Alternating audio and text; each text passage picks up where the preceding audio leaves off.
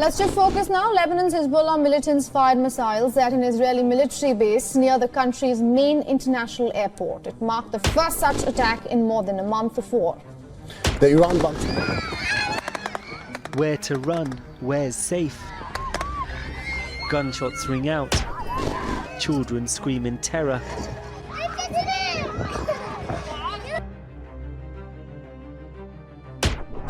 Today, we'll be diving into a story that's back in the headlines: Hezbollah. Of course, you've probably heard the name before. But what exactly is Hezbollah? And how does it fit into the bigger picture of conflicts in the Middle East, especially the recent clashes involving Israel and Gaza? But where to go now? The so-called humanitarian zone Israel has told them to flee to has been repeatedly... Hezbollah, as we know, is a Lebanese group that holds a complex and powerful position.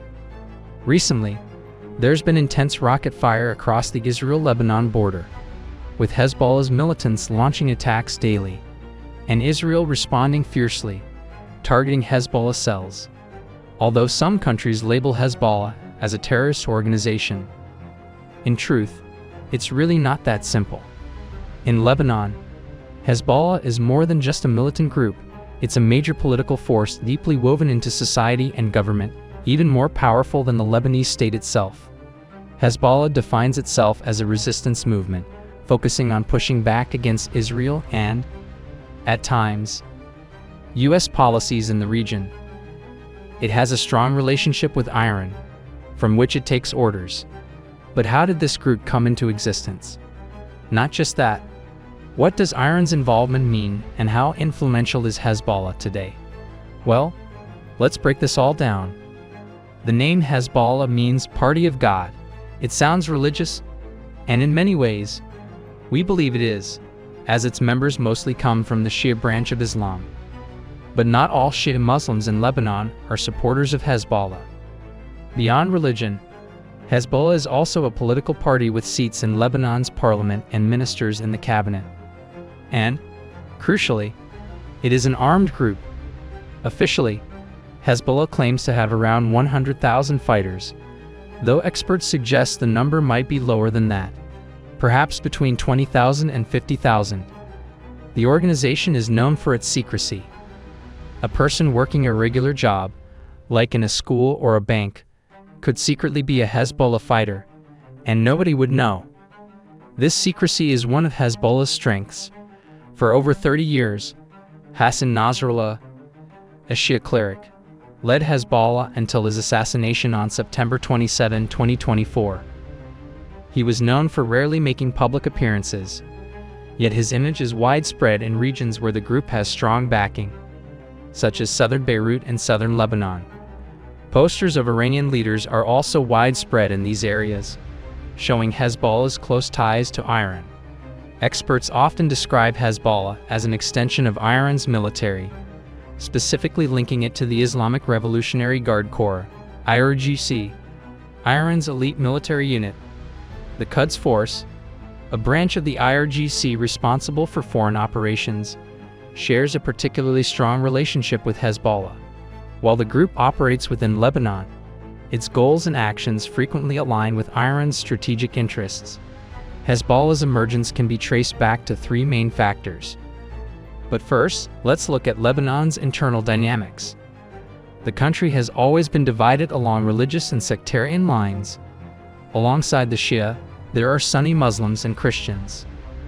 Lebanon's political system is designed to share power among these groups, but in practice, it often deepens divisions.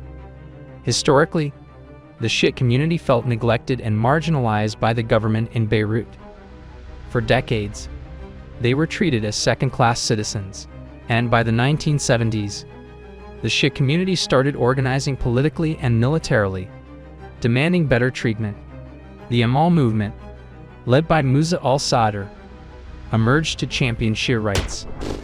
At the same time, Lebanon was becoming a battleground for other groups, like the Palestinian Liberation Organization, PLO, which had set up in southern Lebanon. In 1975, Lebanon erupted into a brutal civil war, with Muslims fighting Christians, and various left and right-wing factions clashing. It was during this chaos that Hezbollah was born. The second major factor in Hezbollah's rise is Iran's 1979 Islamic Revolution. The Iranian monarchy was overthrown, and a new Islamic Republic was established under Ayatollah Khomeini. The revolution made Iran the leading Shia power in the region. Khomeini believed in spreading his vision of Islamic governance beyond Iran's borders, hoping to inspire Shia communities everywhere. Lebanon's civil war provided the perfect opportunity for Iran to extend its influence, and so, a group of Shia fighters, inspired by Iran's revolutionary ideology, banded together to resist the Israeli forces. Iran provided training, funding, and weapons, and this group eventually became Hezbollah. The connection between Iran and Hezbollah was natural, given their shared religious and ideological roots. From the beginning, Hezbollah defined itself as a resistance force. In 1985, it declared that one of its ultimate goals was the obliteration of Israel. It also wanted to expel US and French troops who were stationed in Lebanon as peacekeepers. Hezbollah quickly gained a reputation for its ruthless tactics. These included kidnappings, assassinations, and high-profile bombings, such as the 1983 attack on the US embassy in Beirut, which killed 63 people. Despite its violent beginnings, Hezbollah began evolving in the early 1990s. Lebanon's civil war ended in 1990, and Hezbollah shifted from being just a militant group to becoming a political powerhouse. In 1992, it set up a political party and won seats in parliament, becoming a voice for Lebanon's Shia community. Hezbollah presented itself as a protector, promising to defend the Shia and ensure their political representation. By 2005, it had ministers in Lebanon's cabinet, controlling various government departments. Hezbollah had also built a reputation as a provider of social services. In the areas it controls, the group runs health clinics, schools, and even offers financial assistance, like discounted groceries. This welfare network has made Hezbollah popular among many Lebanese, not just the Shia, but the real thing that sets Hezbollah apart is its arsenal. Unlike other political factions, Hezbollah never gave up its weapons after the civil war. They justified this by saying it needed to continue fighting Israel. And they did.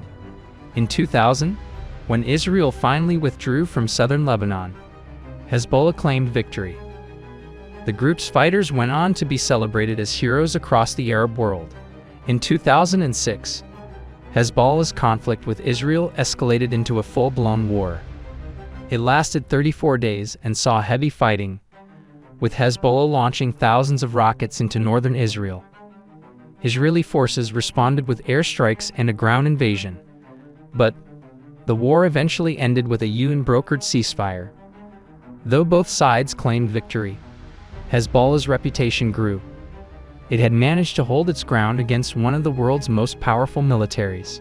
And today, Hezbollah remains a formidable force in Lebanon. But its influence is somewhat controversial.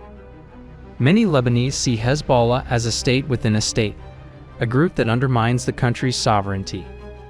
Critics argue that Hezbollah uses its weapons to advance its own political agenda and protect Lebanon's corrupt elite.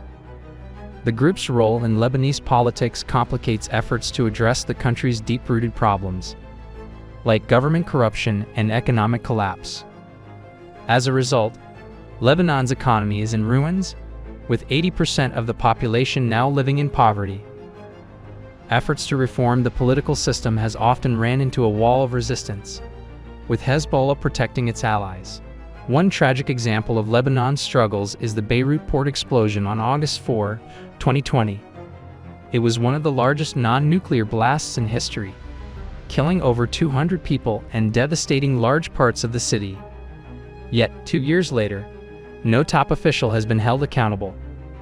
Hezbollah had been accused of obstructing the investigation, and protests against the judge leading the inquiry had even turned violent. This incident highlights how deeply Hezbollah is embedded in Lebanon's complex and often dysfunctional political landscape. Hezbollah's influence isn't just limited to Lebanon. It's the most powerful member of what's called Iran's Axis of Resistance, a network of groups supported by Iran to counter American and Israeli influence in the region. This includes militias in Iraq and Syria, Hamas in Gaza, and the Houthis in Yemen.